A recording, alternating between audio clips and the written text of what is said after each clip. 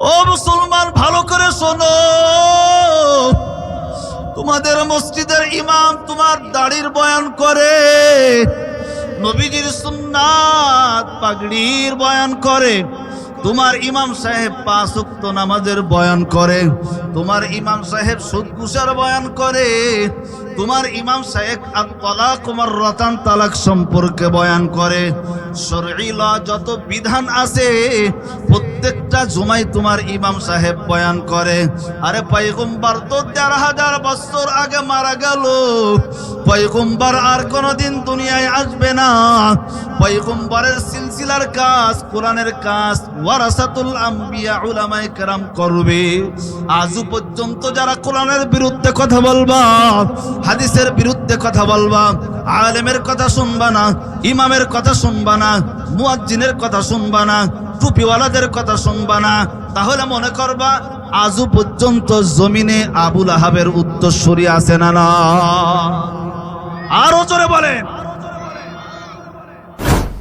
मैं दूर हो मजबूर हो ऐ सैयद आलम, मैं दूर हो मजबूर हो ऐ सैयद आलम, दीदार दिखा दे नहीं आवाज सुना दो, दीदार दिखा दे नहीं आवाज सुना दो, मैं सूरत यूसुफ को नहीं चाहने वाला, मैं सूरत यूसुफ को नहीं चाहने वाला, कैस के मानंद नहीं आशिक लैला, मैं आशिक लैला हूँ मेरे इश्क दीवाना, ये जुमला जहाँ जिसके तजल्ली से उजाला, ये जुमला जहां जिसके तजल्ली से उजाला, तलवार बकट हो के निकल मैदाने आसीर, तलवार बकट हो के निकल मैदाने आसीर, दुश्मन की मुकाबिल तू लगा नाराए तकबीर, दुश्मन की मुकाबिल तो लगा नाराए तकबीर। अल्लाहु আকবার। আলহামদুলিল্লাহ। ধুলুটিয়া বড় বাড়ি জামে মসজিদের উদ্যোগে ৩য় বার্ষিক ওয়াজ মাহফিল। আর এই সর্বপ্রথম বাবারা এই টাঙ্গাইল নতুন আসছি, এর আগে কোনোদিন এত দূর প্রোগ্রাম নিই নাই। রসুল একদিন এক কবরের পাশে হাঁটতেছেন, কবরের আযাব দেখে রসুল চোখ দিয়ে পানি বের করে দিয়েছে। সাহাবা ইকরাম জিজ্ঞেস করতেছেন, ইয়া রাসূলুল্লাহ, এরকম তো কোনোদিন আপনি কাঁদেন না, আজকের যে কান্নাটা আপনি কাঁদলেন, কেন কাঁদতেছেন? পয়গম্বর ডাক দিয়ে বলেন, ও সাহাবারা শোনো, এখানে 2 জন যুবকের কবরে আযাব হইতেছে, এই জন্য আমি আযাব দেখে কান্না করি। সাহাবাই কারাম ডাকতে বলে, পয়গম্বর আপনারা বলছেন আপনি গায়েব জানেন না, তাহলে কবরের আযাব কেমনে বুঝলেন? পয়গম্বর সাহাবাই কারামকে ডাকতে বলে, ও সাহাবারা শুনো, আমার আল্লাহ ইন হুয়া ইল্লা ওয়াহয়ু ইউহা, আল্লাহ আমাকে জানান তাই আমি জানি, আমার ব্যক্তিগত কোনো জানার ক্ষমতা নাই। আমার আল্লাহ আমাকে জানাইছে এই কবরের ভিতরে আযাব। ও পয়গম্বর একটু বলেন কেন আযাব হইতেছে, কোন কারণে আযাব হইতেছে? সরকার দো আলম নবী চোখের পানি ছেড়ে সাহাবায়ে কেরামদের সামনে হাউমাউ করে কান্নাকাটি করতেছে আর বলতেছে, সাহাবারা শোনো, আম্মা আহাদুহুমা ফাহুয়া লা ইস্তানজিহু আনিল বাউল, একজন যুবকের কবরে এই জন্য আযাব, এই যুবক যখন দুনিয়ায় চলাফেরা করত, এই যুবকের গায়ে সব সময় পোশাবের ছিটা, নাপাক পোশাক সবসময় গায়ের ভিতরে লাগিয়ে থাকতো। এই যুবক কোন সময় পোশাক নামক নাপাক জিনিস থেকে নিজেকে হেফাজত রাখতো না। এই জন্য এই যুবকের কবরে আযাব। ও পয়গম্বর, অপরজন যুবকের কবরে কেন আযাব হয়? আমার আপনার নবী চোখের পানি ছেড়ে কান্দে আর ডাক দিয়ে কয়, সাহাবারা তোমরা ভালো করে শুনো, অপরজন যুবকের কবরে এই জন্য আযাব। ওয়া আম্মাল আখারু ফাহুয়া ইয়ামশি বিন-নামিমা, এই যুবক রাস্তা ঘাটে বাজার ঘাটে বিভিন্ন মোড়ে মোড়ে মানুষের গীবাত করত, মানুষের পরনিন্দা করত। এই জন্য এই যুবকের কবরে আযাব। রাসূল বলেন, আল গীবাতু আসাদ্দু মিনাজ জিনা, গীবাত নামক জিনিস বড় ভয়ঙ্কর। যারা মানুষের গীবাত করে, রাসূল বলেন 100 পুরুষের সঙ্গে জিনা করলে যেই গুনাহ, একটা মানুষের গীবাত করলেও সেই গুনাহ। জোরে কান নাউযুবিল্লাহ, আরো জোরে কান না নাউযুবিল্লাহ। একটু পরে গীবাত শুরু হয়ে যাবে। আমি যখন গাড়িতে উঠবো গীবাত শুরু হয়ে যাবে। আগের বক্তা কিরামত করিস, এখন গীবাতের উদাহরণ দিচ্ছি। এই কয়ে গেছে, এক পক্ষ নেবে তারে আর এক পক্ষ তারে ছেড়ে দিবে, ঠিক আমারও এক পক্ষ নেবে আর এক পক্ষ ছেড়ে দেবে। কথা কোন ঠিক কিনা? ভাই মুনাফিকি করেন না, গীবাত করেন না, সামনে বইলেন যে ভাইটি তোমার ওয়াজ পছন্দ হচ্ছে না, তুমি অন্য ওয়াজ করো। এই যদি একটা হাদিস বললাম, হুজুর এই হাদিসটাকে আমি মিথ্যা বললাম না জাল বললাম? হাদিস আছে না? আমি হাদিস পড়াই তিরমিজি সানি, আর এই হাদিসটা আবু দাউদ শরীফে আসছে। তাহলে গীবাত করা যাবে, জোরে বলেন। আর পোশাক থেকে বিরত থাকতে হবে। আরে মুসলমান, কুত্তাও তো দাঁড়ায় পোশাক করে না। আমাদের সমাজে এমনও আছে যে দাঁড়ায় পোশাক করে, আছে না? আসার সময় দেখছি রাস্তায় দাঁড়ায় দাঁড়ায় পোশাক করতেছে। ও ঠান্ডা মাথায় ওয়াশ করতেছে, মনে করতেছে যে কেউ দেখে না। একজন তো দেখে, তিনি কি? অন্ধকারে কেউ দেখে না, দেখেন কে? দিনী মানে কেউ দেখেন না, দেখেন কে? পানির মধ্যে কেউ দেখেন না, দেখেন কে? আল্লাহ আমাদের সকলকে দেখে। আল্লাহ বলে, ওয়াহুয়া মাআকুম আইনামা কুনতুম, বান্দা তুমি যেখানে আমি আল্লাহও সেখানে। কথা বলেন ঠিক কিনা? তাহলে কুত্তা দাঁড়ায় প্রসাব করে না, বলেন দাঁড়াই তো প্রসাব করে। এক ঠ্যাং দেখবেন উঁচু করে প্রসাব করে, কেন জানেন? যাতে তার গায়ে প্রসাব না লাগে। কথা কোন ঠিক কিনা? আজকে একটা নাপাক বস্তু তার গায়ে প্রসাব লাগবে বিধায় সে এক ঠ্যাং উঁচু করে প্রসাব করে। মুসলমানের বাচ্চা হয়ে দাঁড়ায় প্রসাব করে, অথচ সম্পূর্ণ ইহুদিদের কালচার। বলেন ঠিক কিনা?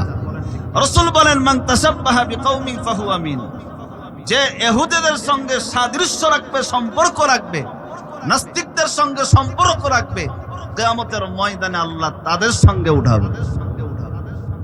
আল্লাহ আমাদেরকে হেফাজত করেন।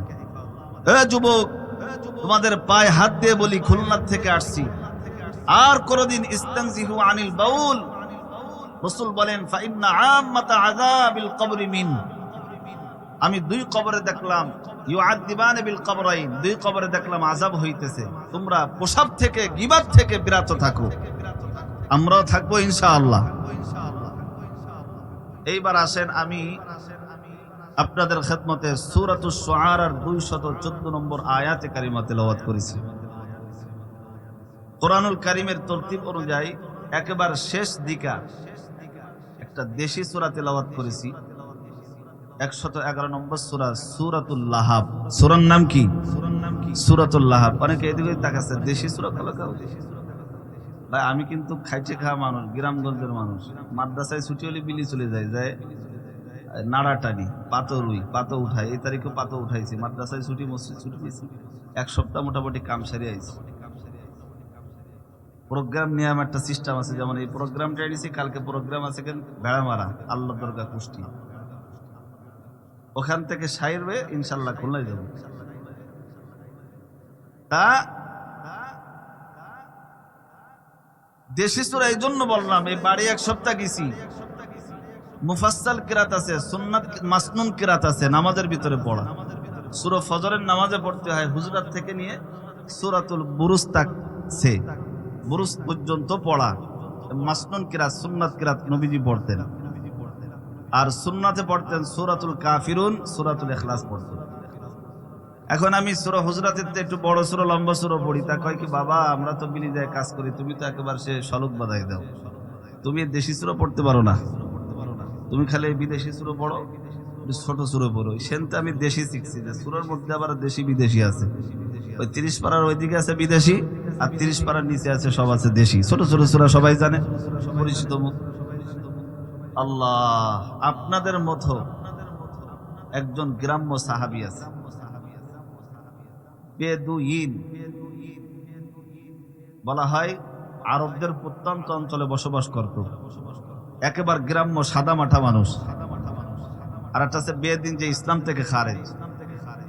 এই বুড়ো 80 বছর বয়স, এই গ্রাম্য সাহাবী রসুলের কাছে আসছে, ইয়া রাসূলুল্লাহ দেখেন আমাদের মতো বুড়ো না, কে রে ইমামরে ভুল ধরা যায়, কে রে ইমামরে ছোট করা যায়, কে রে আলেমরে খাটো করা যায়, নেটে টেটে দিয়ে মোটামুটি সাজাই সাজায় এনে হুজুরের কাছে বরষ্ট করে, হুজুররা কাবু করার জন্য। কথা কান ঠিক না?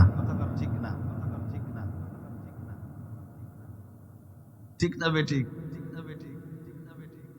আপনাদের তো কোন কেসেবের পর্যায়ে যাচ্ছেন আমি এখনো কিছু বুঝতেছি না।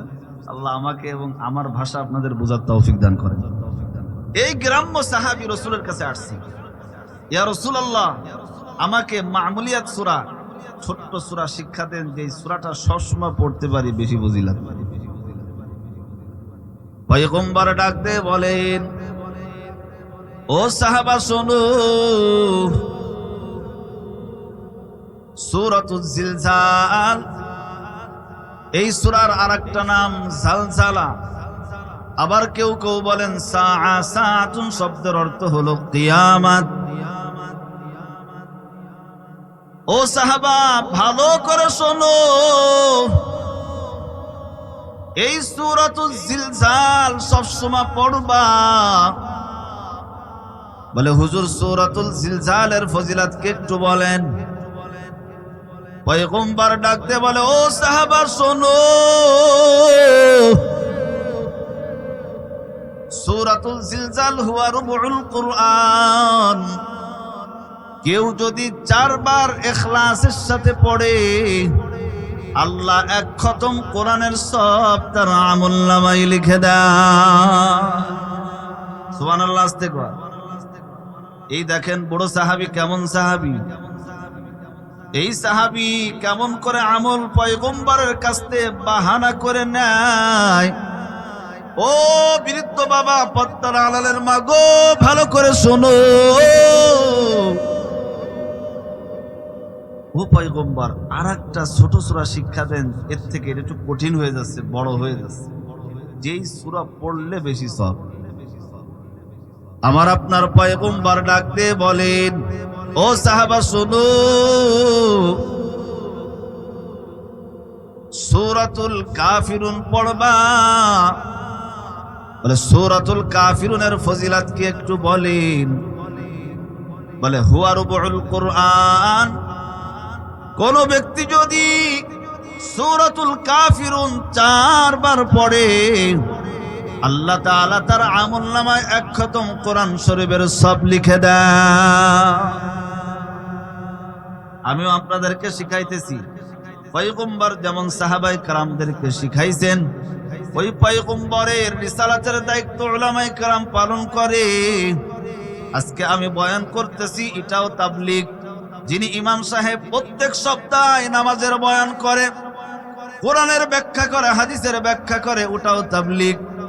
যারা দাওয়াতুত তাবলীগ বিভিন্ন মসজিদে যাইয়া মানুষদেরকে দাওয়াত দেয়, ওটাও এক প্রকারের তাবলীগ। তাবলীগ বিল ওয়াজ, তাবলীগ বিল ইমামা, তাকবীর বিদ দাওয়া। এইভাবে তাবলীগ হতে পারে, শুধু একদিকে নেবেন না যে এই দিকটাই তাবলীগ।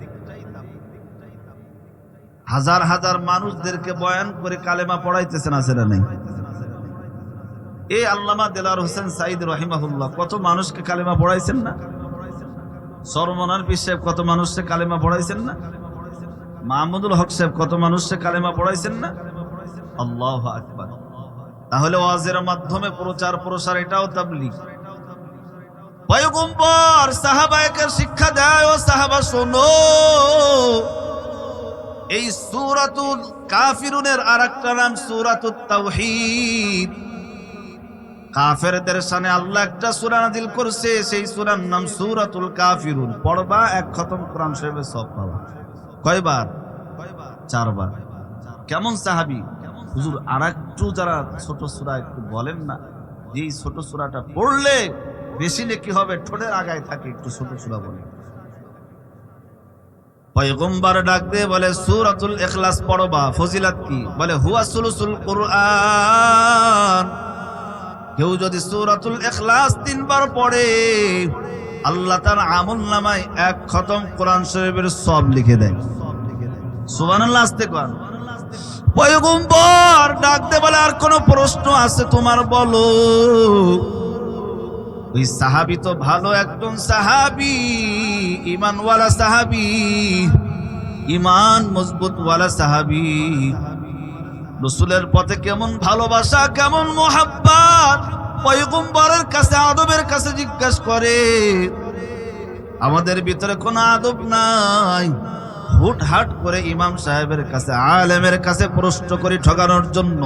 ওই সাহাবী পয়গম্বরকে ঠগাই না, ওই সাহাবী পয়গম্বরের কাছ থেকে টুকাই টুকাই ইলম নিতেছে। ও পয়গম্বর, আর একটু বলেন যে এমন একটা সূরা বলবেন যেই সূরার ভিতরে সব আমল আল্লাহ লিখে দিয়েছেন। পয়গম্বর ডাক দে বলে ও সাহাবী শোনো, কেউ যদি সূরাতুল ফাতিহার এক নাম হলো উম্মুল কুরআন, যেমন মায়ের পেট থেকে বাচ্চা হয়, আদম নবী থেকে নিয়ে এই পর্যন্ত আমরা একটা তরতিবে মায়ের পেট থেকে আমরা আসছি। আরে বানাইলেন তো আমার রব, বানাইলেন তো আমার আল্লাহ, কিন্তু মাঝখানে একটা ওয়াসিতা লাগে, মধ্যম লাগে, তিনি আমার মা। সূরাতুল ফাতিহা পড়বা। হুজুর সূরাতুল ফাতিহার ফজিলত কি একটু বলেন? পয়গম্বর যখন সাহাবায়ে কেরামদেরকে সবার মধ্যে নসিহত করতেছেন, বলে সবাই শোনো, দিলের কান দিয়ে শোনো। ও গ্রাম্য সাহাবী, তুমি ভালো করে শোনো। কেউ যদি সূরাতুল ফাতিহা ইখলাসের সাথে আমলের নিয়তে একবার পাঠ করে, 104 খানা কিতাব পড়লে যেই ফজিলত, আল্লাহ পাক তার আমলনামায়, আল্লাহ পাক তার আমলনামায় 104 খানা কিতাবের সওয়াব দান করে। ই কালামে জিন্দা কুরআনে হাকিম, হিকমতে উলা ইয়াসালাস্ত কদিম। কোরআন জিন্দা নামি তো এখনো কোরআন আছে, এই তো কোরআন না। বলে কোরআন থাকবে না, কোরআনের পৃষ্ঠা থাকবে না। আল্লাহ বলে বান্দা, তোর কলবের ভিতরে যে কোরআন দিলাম, তোর কলবের ভিতরে যে আলিফটা দিলাম, বান্দা দুনিয়ার নুসখা শেষ হবে, কিন্তু তোর কলিজার ভিতরে, তোর কলবের ভিতরে আলিফ থাকবে। কথা কোন ঠিক কিনা? কেমন ভাবে এই সাহাবী রাসূলের কাছ থেকে ফজিলতপূর্ণ সূরাগুলি শুনে নিলেন, তা আমরাও শুনে নিলাম ইনশাআল্লাহ। এই সূরাগুলির উপর আল্লাহ তাআলা আমল করার তৌফিক দান করেন। তাহলে আমাদের মতো চাচা না, আমাদের মতো মুরব্বী না, তারা রাসূলের কাছ থেকে হাদিস গ্রহণ করতেন নম্রতার সাথে, বিনয়ের সাথে। কথা বলেন ঠিক কিনা? আমরাও আলেমদের কাছ থেকে মাসলা জিজ্ঞেস করব, কিভাবে বলেন? ভদ্রতার সাথে, নম্রতার সাথে। সাহাবায়ে কেরাম যে আদর্শবান হয়েছে, রাসূলের কাছ থেকে ইলম নিয়েছে, আমরাও ঠিক একইভাবে উলামায়ে কেরামের কাছ থেকে ইলম নেব। রাজি আছি তো ইনশাআল্লাহ? এইবার আসেন, প্রথম নম্বর সূরাতুশ শুআরার কত নম্বর আয়াত পড়লাম? 214 নম্বর আয়াত। আর একেবারে শেষ দিকে এসে বেশি সূরা বলি। কোন সূরা পড়লাম? সূরাতুল লাহাব। এই আরেকটা তাকলিফ বসিয়ে তো জানতাম হুজুর তো আসবেন না, আমি নিয়ে আসছি। হুজুর চলেন, হুজুরের হার্টের সমস্যা আপনারা জানেন, ঋণ পড়া আছে। আল্লাহ তাআলা আমার উস্তাদ সমতুল্লাহ আমার বাজানকে নেক হায়াত দান করেন, বলেন আমিন। এরকম মুরব্বী পাশে রাখবেন। আশপাশে মাহফিল হলে হুজুরকে সভাপতি রাখবেন, মাহফিল কামিয়াব হবে, মাহফিল বরকত হবে। সূরাতুল লাহাব, এই সূরাতুল লাহাবের মধ্যে কয়টি আয়াত কেউ বলতে পারবেন? পারবেন না কেউ? পারবেন কেউ বলতে? 5টি আয়াত। কয়টি আয়াত? একটা মাত্র রুকু। কয়টা রুকু?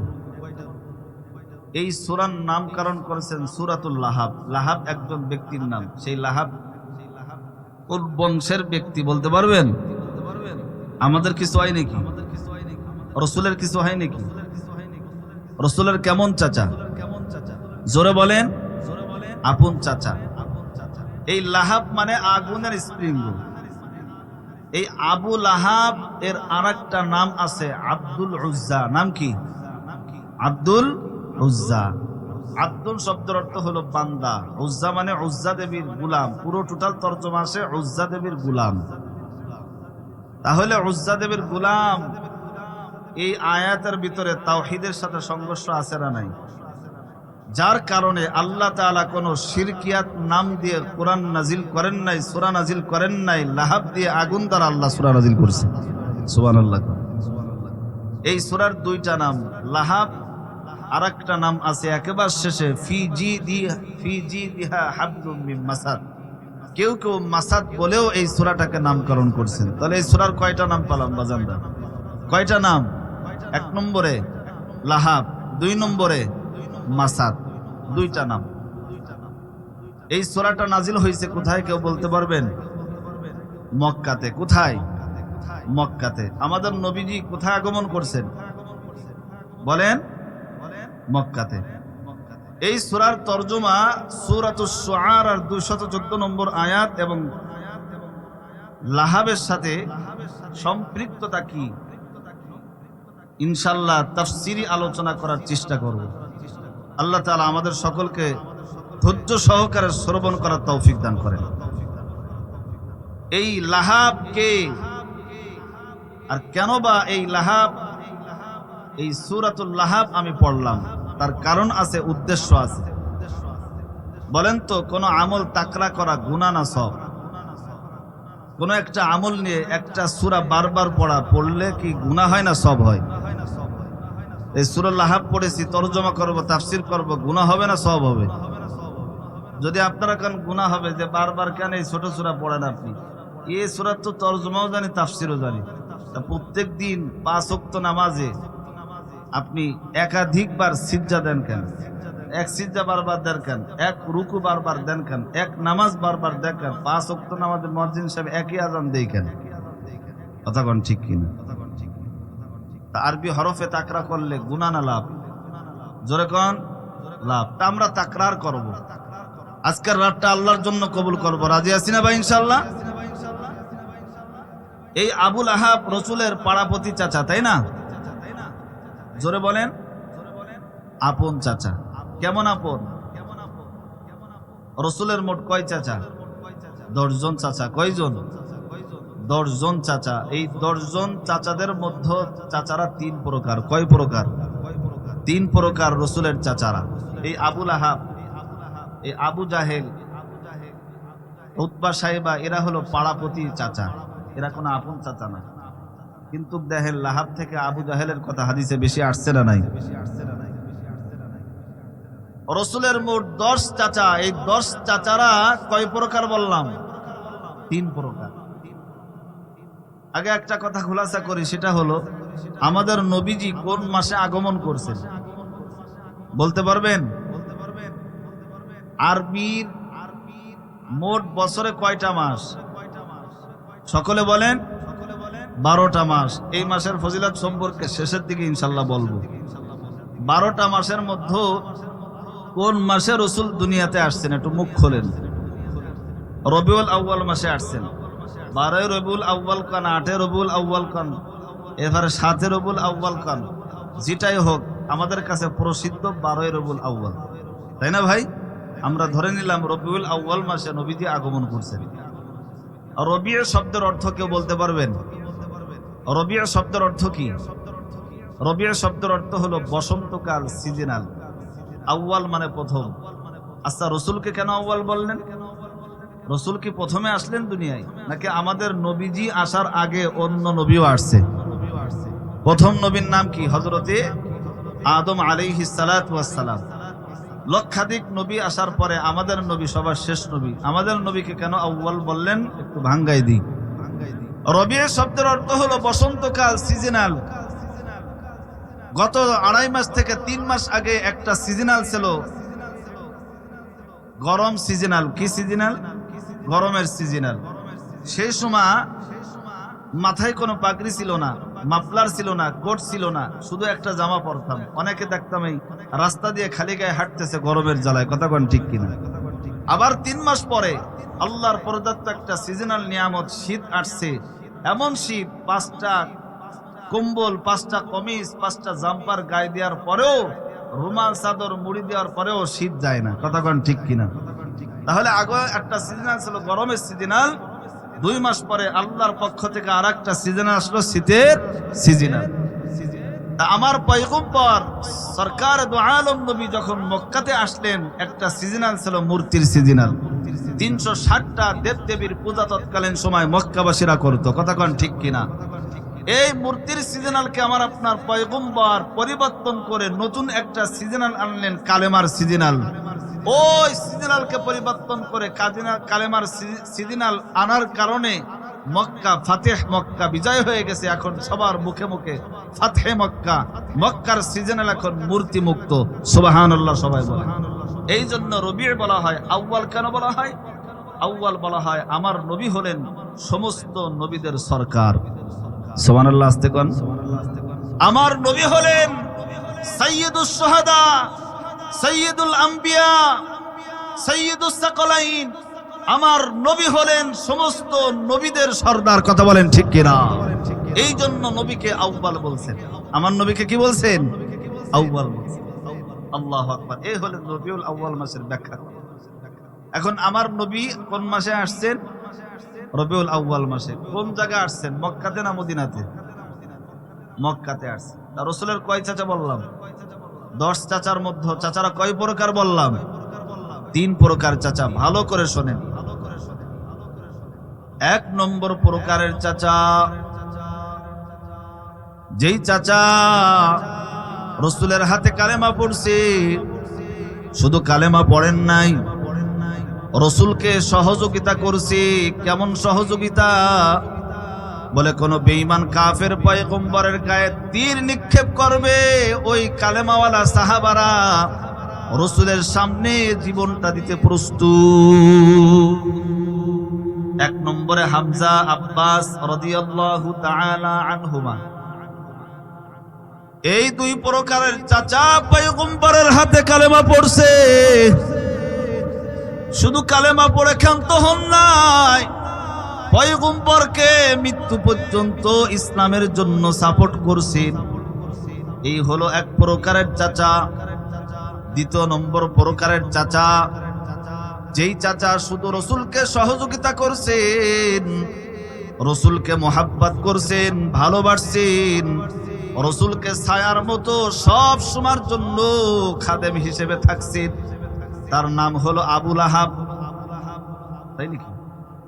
আবু তালেব। নাম কি জোরে কোন? আবু তালেব। কিন্তু মাগার কালেমা পড়েন নাই। কি পড়েন নাই? কালেমা পড়েন নাই। আবু তালেব কালেমা পড়েন নাই, কিন্তু দাদা আব্দুল মুত্তালিব মারা যাওয়ার পর চাচা আবু তালেবের যেই ভূমিকা, এই ভূমিকার কথা পয়গম্বর ভুলতে পারেন না।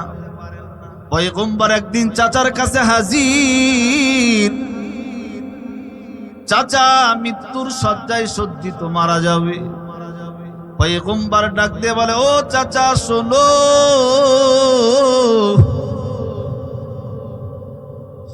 একটাবার শুধু বলো লা ইলাহা ইল্লাল্লাহ মুহাম্মাদুর রাসূলুল্লাহ। চাচা যদি একবার বলতে পারো, কসম খেয়ে বলি আমি নবীর সঙ্গে শাফাআত পেয়ে জান্নাতবাসী হবি। সামনে তাকায় দেখে বড় বড় বেঈমান আবু জাহেল, উতবা, সাইবা, বড় বড় চার বেঈমান, মুগীরা। এই চার বেঈমান পয়গম্বরের চাচা আবু তালেবকে ডাক দে বলে, ও আবু তালেব, খবরদার খবরদার, আমার বাপ দাদারা যেই ধর্মের প্রতি বিশ্বাস করেছে ওই ধর্মের গায়ে চুনকালি লাগাইবা না, ওই ধর্মের সঙ্গে গাদ্দারি করবা না, বেঈমানি করবা না। মুহাম্মাদের ধর্ম জাদুকার, মুহাম্মাদের ধর্ম সঠিক ধর্ম না। আরে ও তো একটা সাধারণ জাদুকর, আর ওই কিতাবটা হলো জাদুর কিতাব, সিহর কিতাব। ওই কিতাব যদি মানো, মুহাম্মাদের কথা যদি মানো, আমাদের বাপ দাদার মুখে চুনকালি লাগানো হবে। খবরদার মুহাম্মাদের কথা শুনবা না। পয়গম্বর ডাক দিয়ে চাচাকে বলে, চাচা, দুনিয়াতে জাহান্নামের আগুন, দুনিয়াতে আগুনটা আপনি খাইয়েন না, দুনিয়াতে আপনি আগুনটা গ্রহণ কইরেন না। চাচা গো, একটা বার শুধু লা ইলাহা ইল্লাল্লাহ পড়েন। আবু তালেব ডাক দিয়ে কয়, মুহাম্মদ, জানি তোমার ধর্ম সঠিক ধর্ম, তোমার ইসলাম হলো সঠিক ধর্ম, তবুও তুমি আমাকে মাফ করো, দুনিয়াতে আগুন ধরে নিলাম, তোমার কালেমাটা ছেড়ে দিলাম। আবু তালেব মারা গেল। পয়গম্বর শৈশবের কথা ভুলতে পারে না, কষ্টের কথা ভুলতে পারে না। পয়গম্বর চোখ দিয়ে পানি বের করে বলে, চাচা, তুমি আমার দুঃখের দিনের বন্ধু ছিলা, দুঃখের সময় বড় বড় বেঈমানরা আমাকে আঘাত করেছে, তুমি আঘাতগুলো সহ্য করেছো। ও চাচা, যতদিন পর্যন্ত তোমার সঙ্গে জান্নাতে দেখা না হবে, ততদিন পর্যন্ত আমি পয়গম্বর তোমার জন্য ইস্তেগফার করতে থাকবো। আল্লাহ ডাক দিয়ে কয়, জিব্রাইল কই, তাড়াতাড়ি যা, আমার বন্ধুর কাছে আয়াতটা নাজিল করে দে, ইন্নামাল মুশরিকুনা নাজাসুন। ও পয়গম্বর, কোন নবী, কোন ওলি, কোন মুমিন মুশরিকদের জন্য দোয়া করতে পারে না, তাদের সামনা। কারণ যেই ব্যক্তি মুশরিক, এ হলো জাহান্নামী। আরে আবু লাহাব তো সারাটা জীবন মূর্তির পায়ে সিজদা করেছে, তোমার ধর্ম বিশ্বাস করে নাই, কালেমা পড়ে নাই, তার জন্য দোয়া বন্ধ করে দাও। চাচার জন্য যখন কোরআনের আয়াতটা নাজিল হয়ে গেল, তাড়াতাড়ি সঙ্গে সঙ্গে চাচার জন্য দোয়াটাও বন্ধ করে দিলেন। আবু লাহাব চিরস্থায়ী জান্নাতি না জাহান্নামী? জোরে বলে, আরো জোরে বলেন, আবু লাহাব, আবু তালেব জান্নাতি না জাহান্নামী? সবাই কোন জাহান্নামী। জাহান্নামের আগুনের জুতা আল্লাহ তাকে পরিধান করাবে, জাহান্নামের আগুনের শিকল দিয়া তাকে ফেরেশতারা বেষ্টন করে রাখবে। ও মুসলমান, ভালো করে শোনো,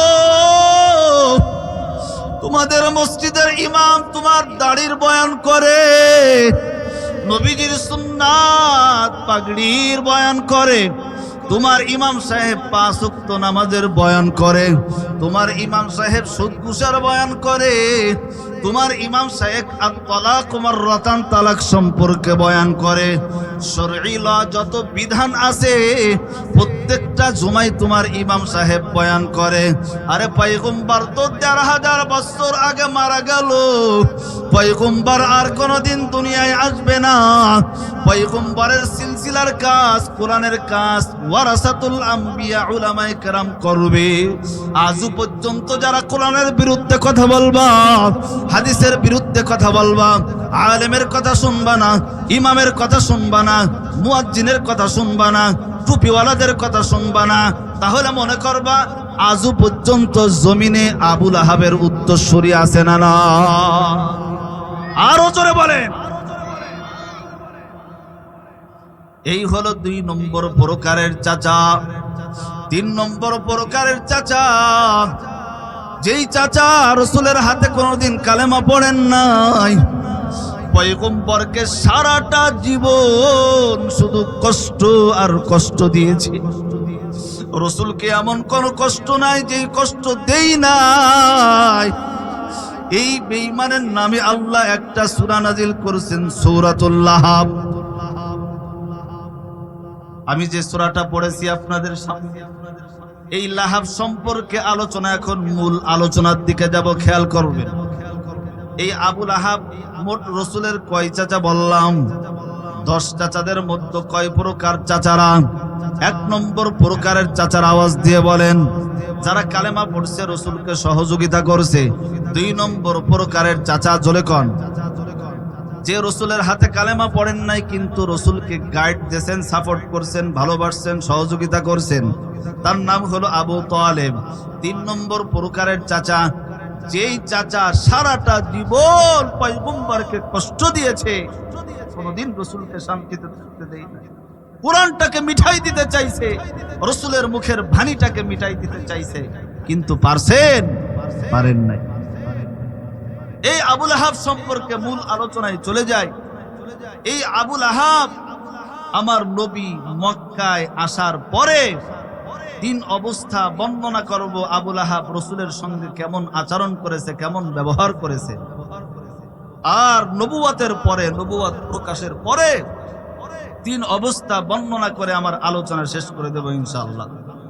কেউ যাবেন না তো ইনশাআল্লাহ? আলহামদুলিল্লাহ, আমার কলিজা ভরে গেছে যে আপনারা আছেন। আলহামদুলিল্লাহ, থাকবে।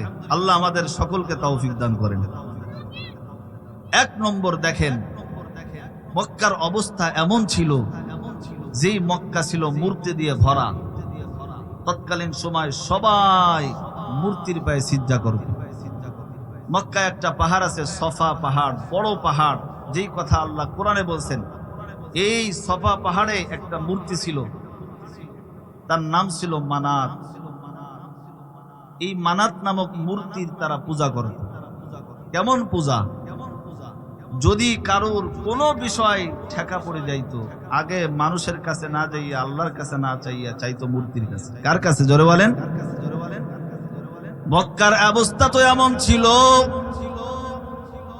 ও দুলুটিয়ার মুসলমান, ভালো করে শোনেন, মক্কাবাসী এমন জাহালাতের মধ্যে ছিল, আমাদের সঙ্গে মিলাইবেন। ওই আগের 1500 বছর আগে মক্কার অবস্থা কেমন ছিল? জাহালাত ছিল। আজও যদি এমন আমাদের এই টাঙ্গাইলে থাকে, তওবা করে নেব, আর হুজুর করব না। মানাত, লাত, উজ্জাত, আফরাআইতুমুল লাত ওয়াল উজ্জা ওয়া মানাতাস সালিসাতাল উখরা আলাকুমুজ যাকার ওয়া লাহুল উনসা। মানাত, লাত, উজ্জাত সব থেকে বড় বড় 3টা মূর্তি ছিল সফা পাহাড়ে। ও মুসলমান, কারুর যদি বিয়ে শাদীর প্রয়োজন হইতো, ওই মানাতের কাছে যাইয়া বিয়ে পড়াইতো, আল্লাহর নামে বিয়ে পড়াইতো না। কেউ যদি একটা পশু জবাই করত, আল্লাহর নামে পশু জবাই করত না, গায়রুল্লাহর নামে, মানাতের নামে, মূর্তির নামে, উজ্জাতের নামে, লাতের নামে পশু জবাই করত, আল্লাহর নামে করত না। কেমন জাহালাতি ছিল! কারুর যদি কোনো বিষয় প্রয়োজন হইতো গো, আল্লাহর কাছে তারা চাইতো না, চাইতো মূর্তির কাছে। বলেন তো, মূর্তি কোনো কিছু দেওয়ার মালিক নাকি? আল্লাহ বলেন, অবুররিসাতিল জাহিমু লিল গাবিন ওয়াকিলা লাহুম আইনা মা কুনতুম তা'বুদুন মিন দুনিল্লাহি ফাহদুহুম ইলা সিরাতিল জাহিম। কিয়ামতের ময়দানে আল্লাহ মূর্তির কাছে প্রশ্ন করবে, মূর্তি, তুই তো সাধারণ একটা মাটি, কিন্তু আমার বান্দারা আমি আল্লাহর কদমে সিজদা না করে কেন তোর পায়ে সিজদা করেছি? আল্লাহ মূর্তির কাছে প্রশ্ন করবে। মূর্তি বলবে, আল্লাহ, আমি তো সাধারণ একটা মাটি, তোমার সৃষ্টি, আমার কোনো ক্ষমতা নাই, আমাকে যা বানাই আমি তাই হই। আল্লাহ, এদের পক্ষে আমি না, এরা আমাকে মূর্তি বানাই সিজদা করেছে, আমার কোনো শক্তি নাই, আমি তো মাটি। মূর্তি অস্বীকার করবে। ও ভিন্ন ধর্মী হিন্দু সম্প্রদায় ভাইরা, আমাদের কালামটা একবার শুধু ইমাম সাহেবের কাছে পড়েন। কসম খেয়ে বলি, 10টা মিনিট যদি ইমাম সাহেবের কাছে বসেন, ইমাম সাহেব কোরআনের আয়াত পয়গম্বরের হাদিস দ্বারা বুঝাবে তোমরাই আসো ভুল পথে। কথা বলেন ঠিক কিনা? আল্লাহ ডাক দিয়ে কয়, ইয়া আইয়ুহান নাস দুরিবা মাসালুন ফাসতামিউ লাহু ইন্নাল্লাযীনা তাদউনা মিন দুনিল্লাহি লা ইয়াখলুকু যুবাবান ওয়ালা বিজতামাউ লাহু। যেই মূর্তির কাছে নাড়ু রাখে, মিষ্টি রাখে, মূর্তি হাত দিয়ে খেদাইতে পারে না। ওই মিষ্টিগুলো, নাড়িগুলো ইঁদুর খেয়ে যায়, একবারও মূর্তি তাড়াইতে পারে না। ওই একটা সাধারণ মাটি মূর্তির কাছে আবার আমরা চাই, ওই মূর্তি আবার আমাদের খাইসা কেমনে মিটাই? কথা কয় না কেন? সেই তো অপারগ, সেই তো মুহতাজ। চাইতে হবে যিনি কোনো মুহতাজ না, সমস্ত মখলুক যার কাছে মুহতাজ তিনি হলেন খালেক। আর চাইতে হলে একজনের কাছে চাইতে হবে। কার কাছে? জোরে কর। খাজা বাবার কাছে যাব, ল্যাংটা বাবার কাছে যাব, মাইজবান্ডারা পীরের কাছে যাব। আমরা কোনো ভণ্ড পীরকে চিনি না, আমরা চাইলে একজনের কাছে যাব। তিনি কে? আরো জোরে কন। লালন শাহর মাজারে যায় চান, ঠিক আছে তো? ইনশাআল্লাহ ওটা ঠিক আছে। ও খোদা, ও কথা তো আর বলবো না। গত বছর মাহফিল শেষ করে গেছি লালন শাহর মাজার, আমার সফর সঙ্গে আছে ড্রাইভার সাহেব। ও খোদা, মোজ দেখে আমি ভয় পাইছি। রেড সিগনাল, লাল পোশাক, সব লাল, পাগড়িও লাল, তসবিও লাল, পোশাকও লাল, এবার একটা সায়ার মতো ধুতি পরেছে, ওটাও লাল। হাদিসে আসছে লাল পোশাক পরা হারাম, লাল পোশাক পরা যাবে না। Red signal. ও খুদা, আমাকে বলে কোথার থেকে আসছেন, কি পরিচয়, ওদের আকীদা কি আপনাদের বলি। আপনারা তো ওখানে সিজদা করেন, আপনারা তো ওখানে মান্নত করেন, মাজারে কোনো মান্নত করা জায়েজ নাই। আছে নাকি? ও খায় আছে ভণ্ডরা, দাড়ির থেকে ওর মোজ বেশি। আমি দেখতেছি আমার সংখ্যা মাত্র 3 জন, আর ওদের সংখ্যা প্রায় 15-20 জন। আমি যদি এখন ওকে বিপক্ষে কথা কইতে আমার 12 ছিলে ফেলাবে না। এই জন্য আমি নীরবতা পালন করছি, কিছু কইটই নাই, চুপ করে খালি প্রশ্ন করছি। সকালবেলায় ঘুমাইছি, ওই জায়গায় ঘুমাইছি, দেখি নারী পুরুষ এক জায়গায় ঘুমানো, মনে করছি স্বামী স্ত্রী। বোর হয়েছে, নারীতি স্ত্রীতে ডাক দিয়ে কাছে, ও চাচা এদিকে আসো, চা নিয়ে আসো। নাউজুবিল্লাহ কয় না। আমি মনে করছি স্বামী স্ত্রী এক জায়গায় শুয়ে রয়েছে। মাজারের কাহিনী শুনেছি। দেখেন, সব মাজার সমান না, অনেক হক দরবার মাজার আছে। কতক্ষণ ঠিক কিনা? আপনারা ওখানে যাবেন, আল্লাহ ওয়ালির মাধ্যমে কবর জিয়ারত করা সুন্নাত, আপনারা যাবেন, মুস্তাহসান মুস্তাহাব যাবেন আপনারা, কিন্তু ভণ্ডর মাজারে যাবেন না। তার রাত ভরে বেগানা নারী, রাত ভরে যা ওর জন্য হারাম, পুরো রাতটা ভরে জিনা করেছে। নাউজুবিল্লাহ কন্যা। আর সেই জায়গার মুরিদ আমরা কি সেই জায়গার মুরিদ হব? সকালবেলা জিজ্ঞেস করলাম, চাচি আপনার কি হয়? এই মাজারের লোক, আমাদের গুরু। তাকে আপনি কি হন? ওর তার কাছে কেন? আমি ওনার খাদেমা। স্ত্রী না। নাউজুবিল্লাহ, একটু জোরে কর না, তাহলে আকাম কুকাম রাত্রি হয়ে যাচ্ছে, ওইভাবে সন্তানাদি হয়। কোনো মাজারে মান্যত করা যাবে না, কোনো ভণ্ড পীরের কাছে যাওয়া যাবে না। আমরা সুরেশ্বর, আটরশি, দেওয়ানবাগি, মাইজবান্ডারি, এরপর লালন ফার ফকির মাজার, এই সমস্ত মাজারকে আমরা ঘৃণা করি। কথা কোন ঠিক কিনা? আমরা হলাম আহলুল হাদিস, আহলে হক। হক যেখানে, হক মাজার সেখানে, আমরাও সেখানে। কথা কোন ঠিক কিনা? আমরা কোশ্চিনকালে ভণ্ডদের মাজারে যাব, তাদের কাছে যাব। আপনার সব থেকে বড় পীর হলো আপনার মসজিদের ইমাম, আপনি তার কাছে মাশওয়ারা করেন। আপনার সব থেকে বড় পীর, বড় আলেম হলো আপনার এলাকার যিনি আলেম, তিনি তার কাছে যান, তার কাছে সমাধান নেন, তিনি আপনার সমাধান করবে। আর আপনি টাকা খরচ করেন, আপনি গরু মান্যত করেন, কোথায়? ওই মাজারে। আপনার গরুটা খায় ওই সমস্ত হারামখোররা। কতক্ষণ ঠিক কিনা? চাচা একটু মোষটা কাটলি ভালো হতো না? কোথার থেকে বলবি তুমি আসছো মোষের জ্ঞান দিতি? হ্যাঁ, আমার আউলিয়া, আমার পীরে কেবলা এখানে শুয়ে আছে, তার মোষ আমার 3 ডবল ছিল। নাউজুবিল্লাহ কোন। তো মোষ ধুয়ে পানি খায়, মোষ ধুয়ে পানি খায় যায় যাচ্ছে রে। ও কত বড় খবিসির খবিস, আল্লাহ ওরে ঠাটা দিক না ইমান দিক, জোরে কোন আমিন। এরকম মাজারে, বিভিন্ন মাজারে, আমি তো ফরিদপুর, আদমপুর মাহফিলে গেছি, আমারও তো গাড়ি আটটায় রাখছে। কেন আপনি শেষে মিলাদ পড়াইলেন না? এক দল লাল সিগন্যাল, রেড সিগন্যাল, এক দল বুড়ো, আইসে আমার গাড়ি আটটাই ধরছে, জাতি দেব না যতক্ষণ পর্যন্ত মিলাদ না পড়াবো, আর আমার পীরের কাছ থেকে তোমার দোয়া নিয়ে যেতে হবে। আল্লাহ মাফ চাই। আমি বললাম কি চাচা, আমার তো দূরে যাইতে হবে, আমি আর একদিন এসে জিয়ারত করবো। কাজ জিয়ারত করবো, তো নিজেই মইতে পোশাক করে না, কথা কোন ঠিক কিনা? আরে ভাই, আজকে হক বাতিলের লড়াই। হক যদি আমরা খুঁজে না পাই, হক যদি আমরা চোখে না দেখতে পারি, মনে করতে হবে আপনার চোখের চিকিৎসা করতে হবে, আপনার বেশি বেশি করে কচু শাক খাইতে হবে। কথা কয় না কেন? কচু শাক খান, ব্রেন ক্লিয়ার হয়ে যাবে। আর যদি মনে করেন যে না আমি কোরআন হাদিস বুঝতে পারতেছি না, আপনার মাথাটা অনেক মোটা, তাহলে আপনার ইমাম সাহেবের কাছে যান। ইমাম সাহেব যদি না পারেন, ইমাম সাহেব তো অবশ্যই পারবে, কারণ আল্লাহ তারে বসাইছে সেই যোগ্যতা দিয়ে। সুবহানাল্লাহ কয় না? সে আপনার বড় পীর। ইমাম সাহেব আছে এই জায়গায়? হুজুর আছে, মাশাআল্লাহ। দেখেন কি নুরানি চেহারা। আল্লাহ হুজুরকে নেক হায়াত দান করেন, আমিন বলেন। তাহলে আমরা কোন ভণ্ড মাজার পূজারি যাব? কারা কারা যাব? হাত দেখার। আল্লাহ, মুরিদ তো পেয়ে গেছি ওই শেষে। বাজান, আপনি ইমাম সাহেবের কাছে কালকে মাসলা জিজ্ঞেস করবেন, আমি যা যা করলাম এগুলো বেঠিক না শিখ। যদি ইমাম সাহেব কয় যে ঠিক না, যদি ইমাম সাহেব কয় ঠিক না, তাহলে এই যে খুলনা থেকে যাই পর্যন্ত আইছি, ভাড়াটা সবটা আপনার বিকাশে হুজুরের কাছে পাঠাই দেবো। ভাই রাজি আছেন তো? ইনশাআল্লাহ। হ্যাঁ, মানুষ ছোট হতে পারি, আমি হাদিস বিভাগে ক্লাস করাই, আমার ছাত্ররা আমার থেকে বড়। আমি 8 বছর তিরমিজি সানি পড়াই। কয় বছর? আপনাদের দোয়া আলহামদুলিল্লাহ বলেন। আল্লাহ তাআলা এই দিনের রাস্তায় কবুল করছে।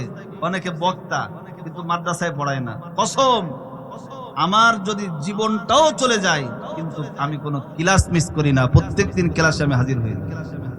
একটু দেরি হয় আর কিছু না। আমি হক আদায় করি, ছাত্রদের ক্লাস করাই।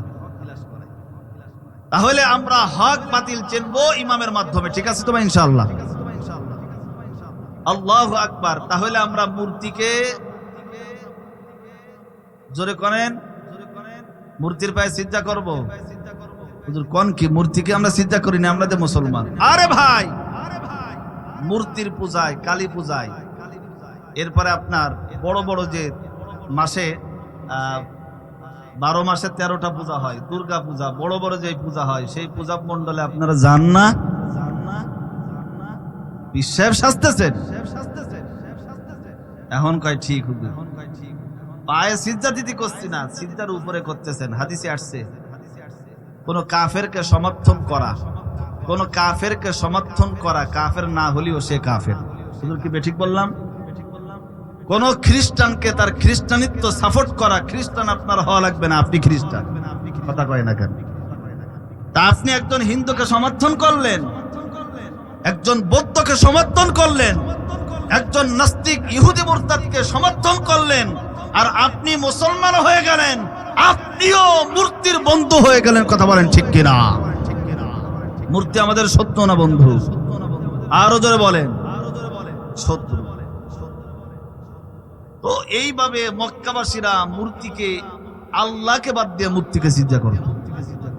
আমার নবী আসছেন মক্কাতে, পুরো টোটাল মক্কি জিন্দেগি কেমনে পরিবর্তন হয়, এখন মূল আলোচনা ইনশাআল্লাহ আমরা যাব।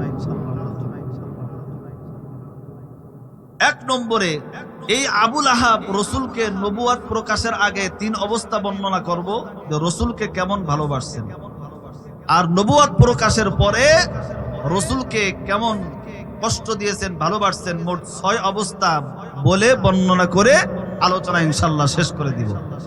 সূরাতুশ শুআরার কত নম্বর আয়াত পড়লাম? জোরে বলেন। 214 নম্বর আয়াত। কত বলেন? 214 নম্বর আয়াত। মনে আছে? ভুলে গেছেন নাকি?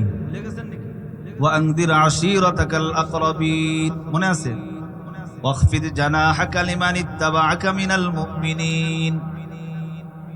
পয়গম্বর যখন দুনিয়ায় আসলেন, 1 নম্বর ভালো করে খেয়াল করেন, আবুল আহাব রসুলের চাচা কেমন ব্যবহার করছেন।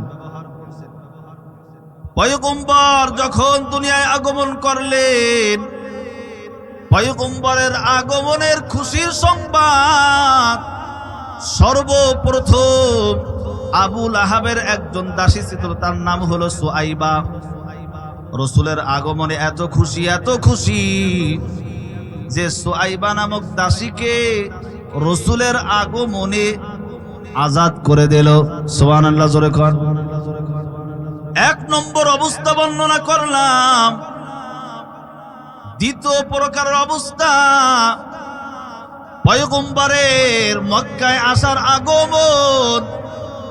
আরে আমার ভাই আব্দুল্লাহ তো চলে গেল, কুরাইশ বংশ নির্বংশ হবে না। আব্দুল্লাহর বেটা মুহাম্মদ, তার বংশে আল্লাহ এমন একটা পুত্র সন্তান দান করেছে, যেই পুত্র সন্তানের দিকে তাকাইলে সূর্যের আলোর থেকেও ঝলমল করে। আস্তে কোন, এই রসুলের প্রশংসা বিভিন্ন বাজার ঘাটে যাইয়া প্রশংসা করত, সার দোকানে যাইয়া পয়গম্বরের প্রশংসা করত, বাজার ঘাটে যাইয়া পয়গম্বরের প্রশংসা করত। এত সুন্দর চেহারা, আমার ভাতিজা চাঁদের চেয়েও চন্দ্র চেয়েও সুন্দর। শামসু কামার সুরখ জমি আঞ্জুম আখতার, দস্তজিবল ওয়াদিয়ে সাহরায়ে সমন্দর, মোর মলখতা মধুরু তৈর কবুতর, শামু সে হর জুলমতে জুর রহমর আসগার, বুলজারে বুলো গুর্গ সাজার কিসনে বানায়া, कालिब मायूसे का हुए सब जिसने बनाया, कालिब मायूसे का हुए सब जिसने बनाया। আমার নবী চাঁদের চেয়েও সুন্দর। কেমন সুন্দর! এমন কোন রাস্তাঘাট নাই যেই জায়গা রাসূলের চাচা আবু লাহাব পয়গম্বরের প্রশংসা করেন নাই। দুই অবস্থা বর্ণনা করলাম। তিন নম্বর অবস্থা, পয়গম্বরের দুইটা কন্যা সন্তান ছিল। একটার নাম হলো উম্মে কুলসুম, আর একজনের নাম হলো রুকাইয়া। এই দুই কন্যা সন্তান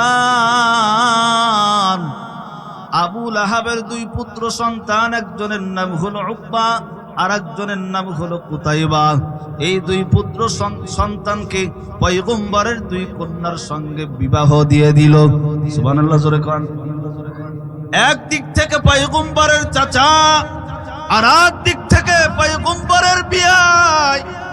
একদিক থেকে বিয়াই হয়ে গেল, আর একদিক থেকে পয়গম্বরের চাচা রসুলের প্রতি এমন খুশি, দাসীকে আজাদ করে দিল। বাজার ঘাটে পয়গম্বরের প্রশংসা, এমনকি পয়গম্বরের দুই কন্যার সঙ্গে তার দুই পুত্র সন্তানকে বিয়ে দিয়ে দিল। নবুয়ত প্রকাশের আগে তিন অবস্থা বর্ণনা করলাম। আল্লাহ যখন পয়গম্বরকে কোরআনটা দিয়ে দিলেন, আল্লাহ সূরাতুশ শুআরার 214 নম্বর আয়াত নাজিল করে দিলেন। আল্লাহ ডাকতে বলে, পয়গম্বর وأنذر عشيرتك الأقربين واخفض جناحك لمن اتبعك من المؤمنين। পয়গম্বর, এতদিন অপ্রকাশ্য গোপনে ইসলামের দাওয়াত দিয়েছো, কালেমার দাওয়াত দিয়েছো, এখন এমন একটা কিতাব দিলাম যেই কিতাব মানুষদেরকে প্রকাশ্যভাবে শুনাইবা, তাদের সামনে তেলাওয়াত করবা।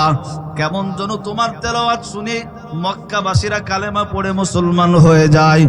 পয়গম্বর সফা পাহাড়ের উপরে দাঁড়াইয়া উচ্চ কণ্ঠে ডাক দিয়ে বললেন, ইয়া আইয়ুহান নাস কুলু লা ইলাহা ইল্লাল্লাহ তুফলিহুন। যেই ব্যক্তি পড়বা তুফলিহুন, সফল কাম হয়ে যাবা, আমি পয়গম্বরের সঙ্গে জান্নাতবাসী হবা।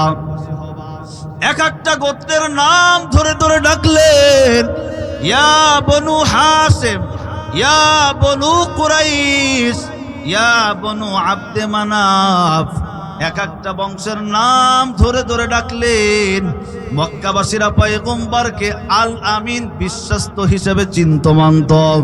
মক্কাবাসীরা দৌড়ায়, পয়গম্বর কি যেন বলবে। ঈসা দৌড়ায়া বলে, মুহাম্মদ কি বলবা বলো। এইদিকে আবুল আহাব হাজির, আবুল আহাবের স্ত্রী উম্মে জামিল হাজির। পয়গম্বর ডাক দিয়ে বলে, ইয়া আইয়ুহান নাস, হে লোক সকল, কুলু তোমরা বলো, লা ইলাহা ইল্লাল্লাহ, এই কালেমাটা পড়বা, তুফলিহুন, সফল কাম হয়ে যাবা। একটা বার শুধু বলো। এক বাক্যে সবাই লা ইলাহা ইল্লাল্লাহ পড়লো, কিন্তু আবুল আহাব তার স্ত্রী কালেমাটা পড়লো না। আবুল আহাব এত রাগান্বিত, এত মিজাজ, বড় একটা পাথর নিয়ে তাব্বাত লাকা ইয়া মুহাম্মদ আল ইয়াউম আলিহাদা জামাতানা, বড় একটা পাথর নিয়ে পয়গম্বরকে আঘাত করতে লাগলো। এইদিকে আল্লাহ জিব্রাইলকে ডাক দিয়ে বলে, জিব্রাইল কই, তাড়াতাড়ি যা, আমার বন্ধুর গায়ে পাথর লাগবে, খবরদার, আমি আল্লাহ এটা বরদাস্ত করব না। জিব্রাইল তাড়াতাড়ি পাথরটা ধরে আল্লাহর পক্ষ থেকে বিধানটা নিয়ে আসলেন, সূরাতুল লাহাব নাজিল করে দিলেন। তাব্বাত ইয়াদা আবি লাহাবিন ওয়া তাব, তাব্বাত ধ্বংস আবুল আহাবের দুই হাত, ইয়াদুন মানে এক হাত, ইয়াদা জুমা দুই হাত ধ্বংস, ওয়া তাব আবার তাকিদ আনছে, আবার ধ্বংস, তাকিদ বোঝানোর জন্য দ্বিতীয়বার আবার তাব আনছেন। মুফাসসিরিন কিরাম লেখেন ইয়াদুন মানে হাত। তা আল্লাহ কেন জুমা আনলেন? আবুল আহাব দুনিয়াতেও ধ্বংস, আখিরাতেও ধ্বংস। কোন কোন মুফাসসিরিন কিরামগণ লেখেন শুধু আবুল আহাব ধ্বংস না, আবুল আহাবের স্ত্রী উম্মে জামিল। আবুল আহাব তো পুরুষদের মধ্যে পয়গম্বরের অপ্রশংসা করত, পয়গম্বরের বিরোধিতা করত। আর মহিলাদের মধ্যে আবুল আহাবের স্ত্রী উম্মে জামিল পয়গম্বরের প্রকাশ্যভাবে বিরোধিতা করত। এই জন্য আল্লাহ ইয়াদা শব্দ জমা আনছেন। আবুল আহাব শুধু না, তার স্ত্রী উম্মে জামিল ও দুনিয়া আখিরাত ধ্বংস। আল্লাহ সূরাটা নাজিল করে দিলেন। এক নম্বর নবুয়াত প্রকাশের পর কেমন মুলটি দেয় দেখেন। একবার শুধু বলছে কালেমাটা পড়েন, এই কালেমাটা বলার কারণে পয়গম্বরকে পাথর দিয়ে আঘাত করছে। দ্বিতীয় অবস্থা ভালো করে শোনেন,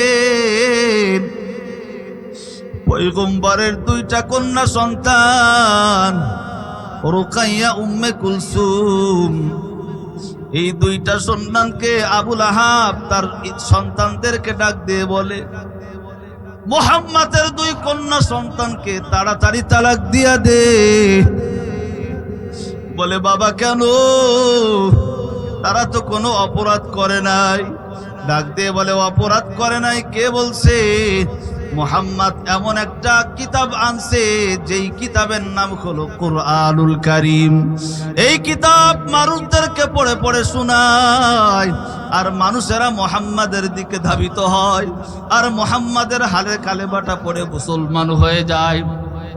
আমাদের বংশের লোক কম হয়ে যায়, আমার বংশের গোত্রের লোক কম হয়ে যায়, মুহাম্মাদের পাল্লা ভারী হয়ে যায়। মুহাম্মাদের দুই কন্যা সন্তানকে তাড়াতাড়ি তালাক দিয়ে দে। আল্লাহু আকবার বলেন। মুহাম্মাদের দুই কন্যা সন্তান তালাক দিয়ে দে। যখন তালাক দিয়া দিল, দুই কন্যা সন্তান দৌড়াইতে দৌড়াইতে বাবার কাছে আইসা বলে, ও বাবা, বাবা গো, আমাদের স্বামীরা তালাক দিয়ে দিল, কোনো কারণ নাই, বিনা কারণে তালাক দিয়া দিল। পয়গম্বর ডাক দিয়ে বলে, ও মা, আমি তো নবী, তোদের আল্লাহ যেই জায়গা বিবাহ লেখে রাখছে সেই জায়গাটা বিবাহ হইছে, মাগো একটু সবর কর। ও মা, যে আবুল আহাব তোদেরকে তালাক দিল, ওই আবুল আহাবের সম্পদের চেয়েও আবুল আহাবের থেকেও আল্লাহ তোদেরকে ভালো জায়গার ব্যবস্থা করে দিতে পারে। আল্লাহু আকবার বলেন। দুই কন্যা সন্তানকে এইভাবে সান্ত্বনা দিল বাবা। ও কর্তুরটিয়ার মুসলমান, ভালো করে শোনেন, দিলের কানটা আমলের নিয়তে একটু শোনেন। আমার আপনার পয়গম্বরকে বেঈমানরা কেমন কষ্ট দিয়েছে, কেমন আঘাত করেছে। এই দুই অবস্থা বর্ণনা করলাম।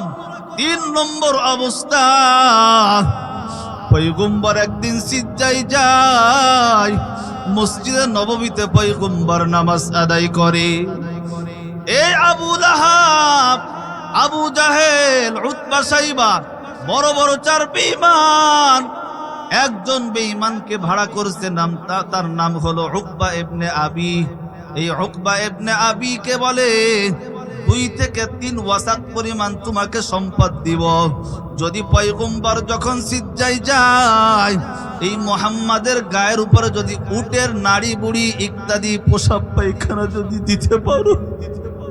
আল্লাহু আকবার বলেন। পয়গম্বর যখন সিজদায় গেল, পয়গম্বর সিজদায় যাওয়ার পর উকবা ইবনে আবি বেঈমান কিছু টাকার বিনিময় আমার আপনার পয়গম্বরের গায়ে উঠির নাড়ি বুড়িতে পোশাক ময়লা পায়খানা পয়গম্বরের গায়ে দিল গো। পয়গম্বর উঠে দেখে যে গানা পাক।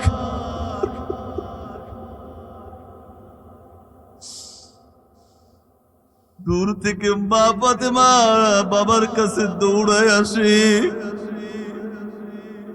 আয়েশা বাবাকে জড়াই ধরে, বাবা ও বাবা, তোমার দেহ মুবারক, তোমার গা মুবারকটা একটু পরিষ্কার করে দিন বাবা, তোমার গা একটু পরিষ্কার করে দিন। পয়গম্বর ডাক দিয়ে বলে, মা, ও মা, ওই দেখ বড় বড় বেঈমানরা দাঁড়ায় আছে, একে অপরের দিকে তাকাইয়া হাসে, একজনের দিকে তাকাইয়া আর একজন হাসে, ব্যঙ্গ করে দেখ মুহাম্মাদের গায়ে উঠে নাড়ি মুড়ি দিয়ে দিচ্ছে। আল্লাহু আকবার বলে। ডাক দিয়ে কই, মা গো তাড়াতাড়ি যা, বেঈমানরা তোকে আঘাত করবে। ডাক দিয়ে কই, বাবা, যেই নবীর হাতে কালেমা পড়ছি, বিআবি ওয়া উম্মি লা তাকুন ফি লফজি, ওই বাবার জন্য জীবনটা যদি দিতে হয় জীবন দেব, শাহাদাতের তামান্না নিব, তবু আপনার কাছ থেকে যাব না। আল্লাহু আকবার বলেন। আরে যেই নবীর উপরে মশা মাছি পর্যন্ত পড়া হারাম, যেই নবীর গায়ে মশা পর্যন্ত পড়া হারাম, মাছি পর্যন্ত পড়া হারাম, সেই নবীকে কাফেররা একের পর এক কষ্ট দিয়েছে, সেই নবীকে কাফেররা একের পর এক আঘাত করেছে। মুসলমান, ওই নবীকে কি আমরা ভালোবাসি না? দুটো হাত নবীর সামনে দেখাই, নারায়ে তাকবীর, নারায়ে তাকবীর। একজন তাকবীর দেন।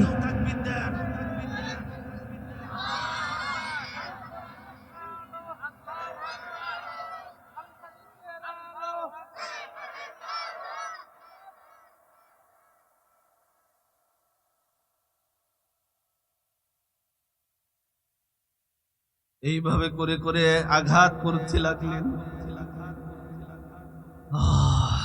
কেমন নবী পাইছেন বাঙালি, আজকে সেই নবীরে কষ্ট দেন। হুজুর কেমনে কষ্ট দেন? তুমি যে দাঁড়িয়ে রাখো না, দাঁড়িয়ে রাখা ওয়াজিব, নবীদের সুন্নাত। নবী কষ্ট পাই কি পাই না? জোরে কোন পাই কি পাই না? নবীর প্রত্যেকটা সুন্নাত মানা জরুরি। নবীর সুন্নাত না পড়লে, না মানলে নবীজি কষ্ট পাই কি পাই না? তো নবীকে আর কষ্ট দিব? সরকারে দু আলম নবী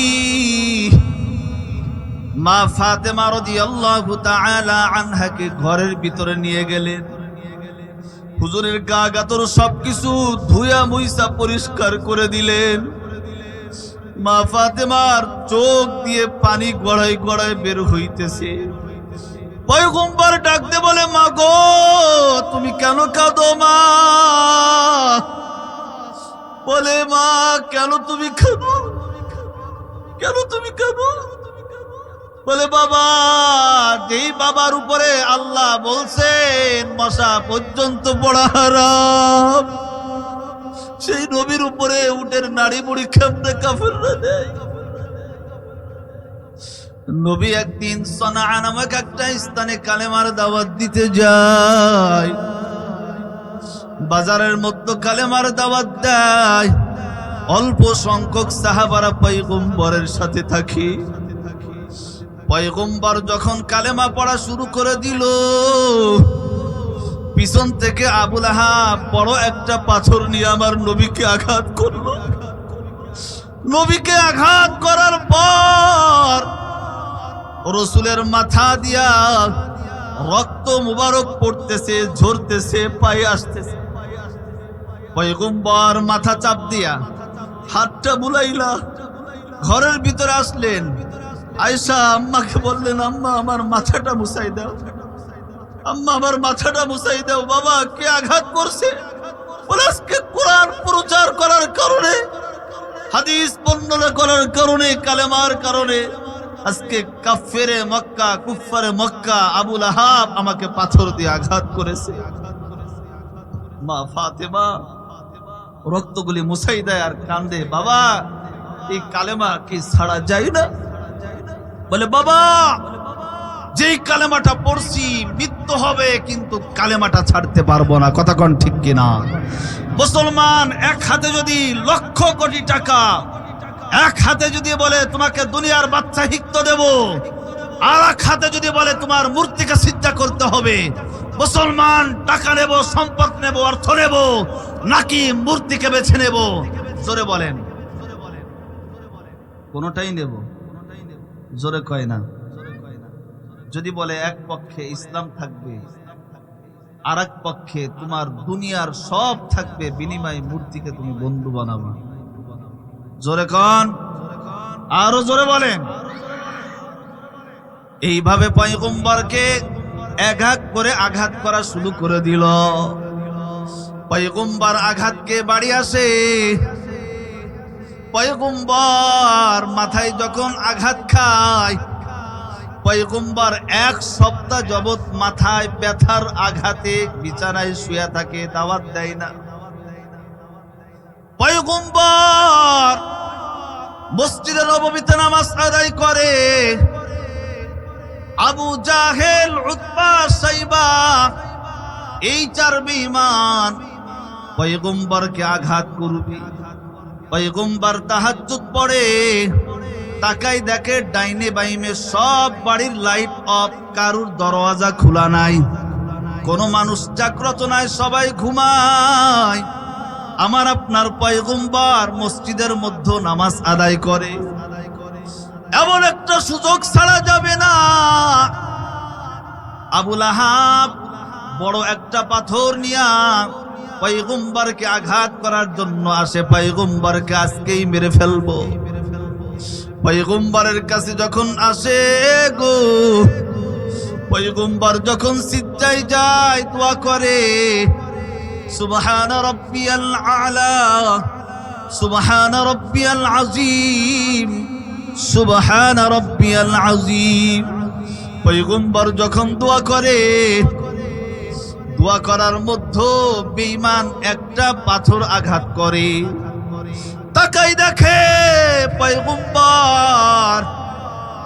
পয়গম্বরের পিছন থেকে এমন একটা উট হা করে আসতেছে, যেই উট মদিনাতে কোনোদিন দেখি নাই, যেই উট মক্কাতে কোনোদিন দেখি নাই। 10টা উটের গাল মিলাইলে একটা উট হবে, 10টা উটের দাঁত মিলাইলে একটা দাঁত হবে। এত বড় দাঁত জীবনে কোনোদিন দেখি নাই। এই বিশাল বড় উট এমন ভাবে গাল বের করে আবু লাহাবের দিকে দৌড়ায়।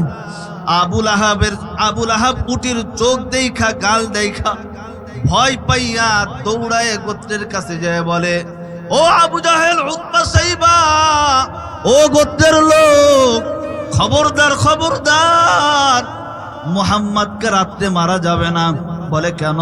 বলে আমি মারতে গিয়েছি, এমন একটা ভয়ঙ্কর উট দেখেছি যেই উট কোনোদিন মদিনায় মক্কায় দেখি নাই, যেই উটের দাঁত আমাদের মতো লম্বা বড় বড়, মনে হয় যেন এখনই আমাকে খেয়ে ফেলবে। এ তো সাধারণ কোনো মানুষ না, এ তো জাদুকর। আল্লাহু আকবার বলেন। আসলে কি আমার নবী জাদুকর নাকি? আমার নবী সাধারণ আমাদের মতো মানুষ, কিন্তু আমাদের মতো মানুষ বললে হবে না। ও বাবা, আমাদের মতো মানুষ বললে হবে না।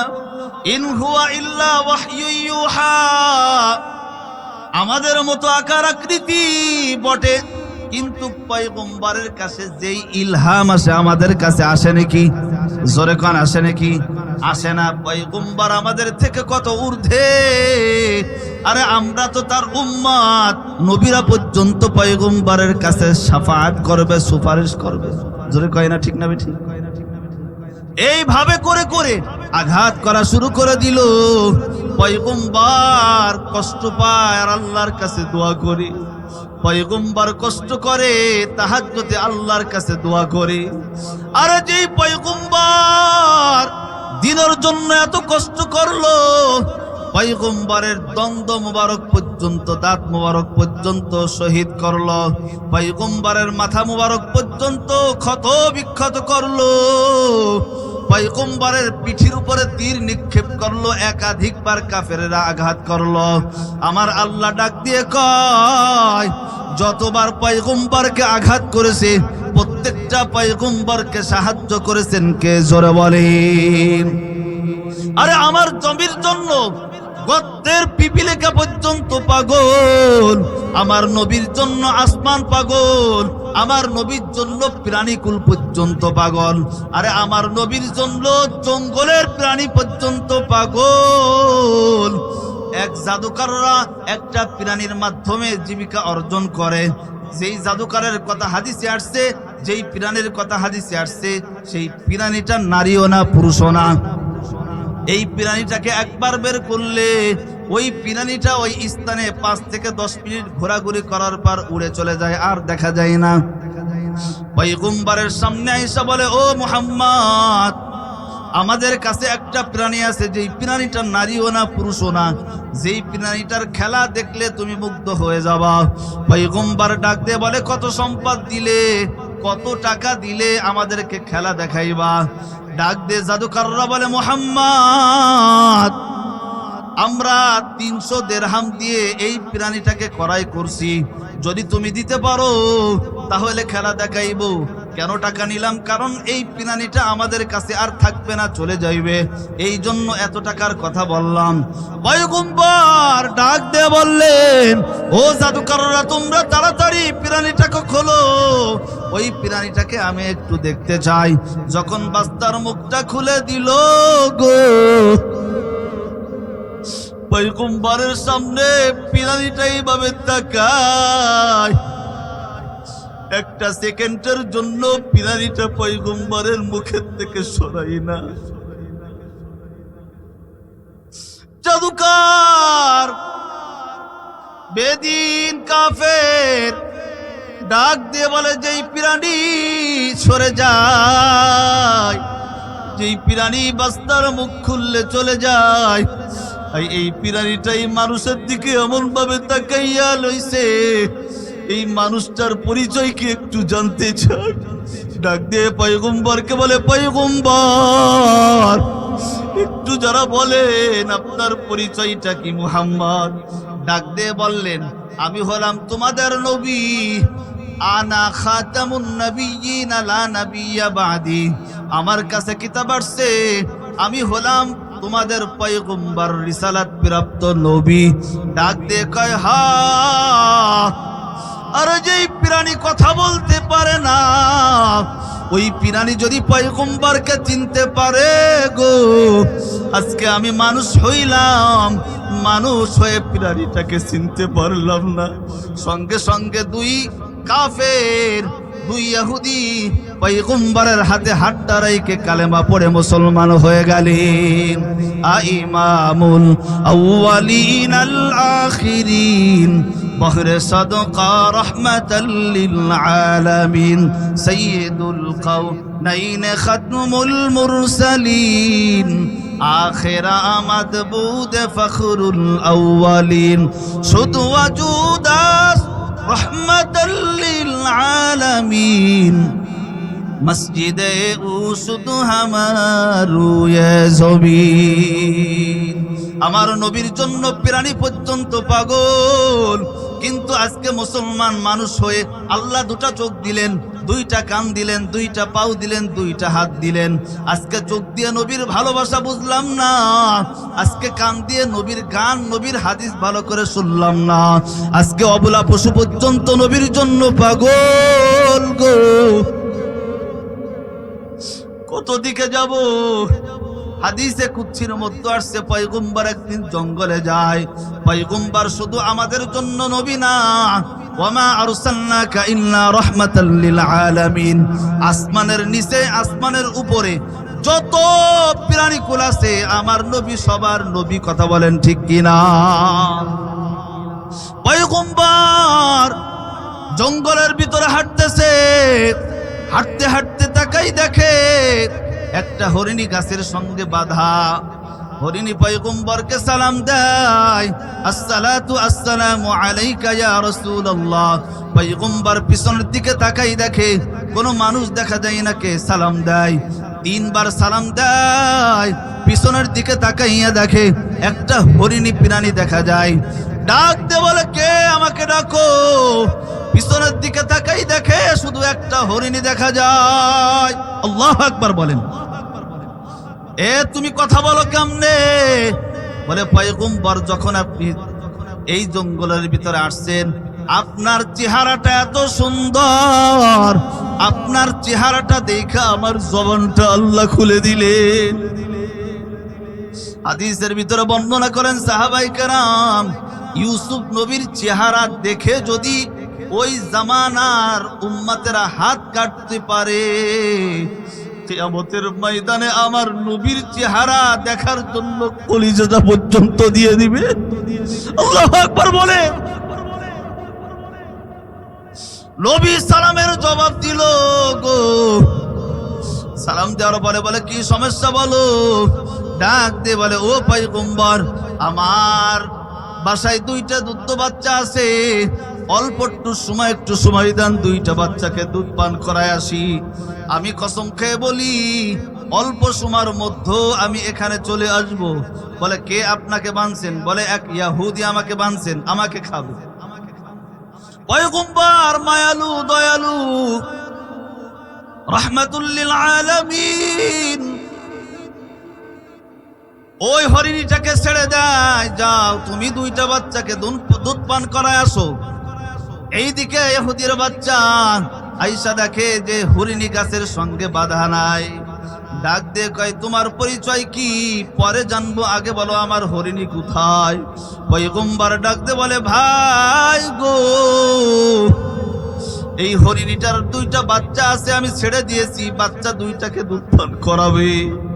ওই ইহুদি ডাক দিয়ে কয়, ভণ্ডামি কথা পাইছেন কোথায়? হরিণী আবার কেমনে কথা বলে? আপনি আবার হরিণীর কথা কেমনে বোঝেন? বলে, যতক্ষণ পর্যন্ত হরিণী না আসবে গো, ততক্ষণ পর্যন্ত আমি এই জঙ্গলের ভিতরে থাকবো। আল্লাহু আকবার বলেন। যতক্ষণ পর্যন্ত হরিণ না আসবে ততক্ষণ পর্যন্ত আমি পয়গম্বর জঙ্গল থেকে যাব না। কিছুক্ষণ পর্যন্ত পরে দেখা গেল গো, হরিণী আস্তে আস্তে হাইটা আসে। হরিণীর চোখের দিকে তাকাইয়া দেখে হরিণীর চোখের কুলায় পানি। ও ইহুদির বাচ্চা জিজ্ঞাসা করে, আপনার পরিচয়টা একটু বলেন। যেই হরিণী আজকে মানুষ চিনল, যেই হরিণী আমাকে চিনল না, আমার সাথে কথা বলল না, যে হরিণী আপনার সাথে কথা বলল, আপনাকে চিনল, আপনি সাধারণ কোনো মানুষ না, আপনার পরিচয়টা একটু দেন। পয়গম্বর ডাক দিয়ে বললেন, ওয়ামা আরসালনাকা ইল্লা রাহমাতাল লিল আলামিন, আমি হলাম সেই নবী যার কথা তোমরা মক্কাতে শুনেছো। ওই কাফের সঙ্গে সঙ্গে পয়গম্বরের হাতে কালেমাটা পড়ে মুসলমান হয়ে গেলেন। আল্লাহু আকবার বলেন।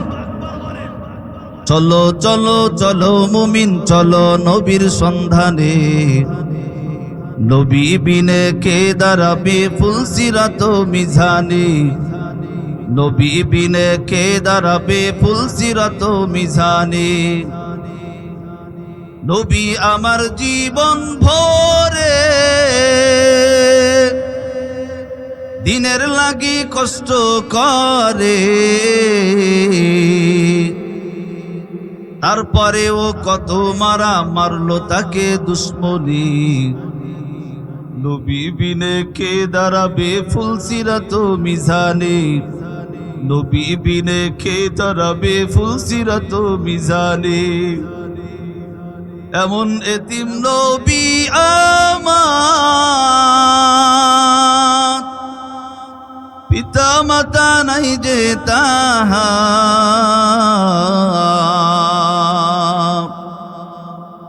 দান দান শহীদ করিল ওহুদেরই ময়দানে, নবী বিনে কে দাঁড়াবে ফুলসিরাত মিজানে, নবী বিনে কে দাঁড়াবে ফুলসিরাত মিজানে।